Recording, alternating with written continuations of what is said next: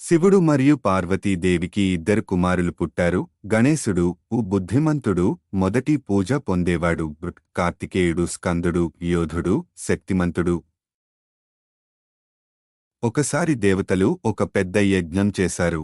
శివపార్వతులను ఆహ్వానించగా వారు తమ కుమారులను పంపాలనుకున్నారు.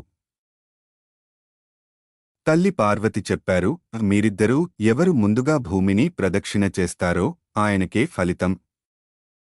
స్కందుడు తాను మయూరం మీద ఎక్కి భూమి ప్రదక్షిణ చేయడానికి బయలుదేరాడు. గణేశుడు తన తల్లిదండ్రుల చుట్టూ 3 సార్లు ప్రదక్షిణ చేశాడు. అతను చెప్పాడు, మీరిద్దరూ జగత్తే. మీ చుట్టూ తిరగడం భూమి ప్రదక్షిణతో సమానం. తల్లి పార్వతి, తండ్రి శివుడు గణేశుని బుద్ధిని మెచ్చుకున్నారు. గణేశుని విజేతగా ప్రకటించారు. స్కందుడు తిరిగి వచ్చినప్పుడు గణేశుని విజయాన్ని చూసి ఆశ్చర్యపడ్డాడు. మొదట కోపం వచ్చినా తర్వాత తమ్ముడి తెలివిని అంగీకరించాడు.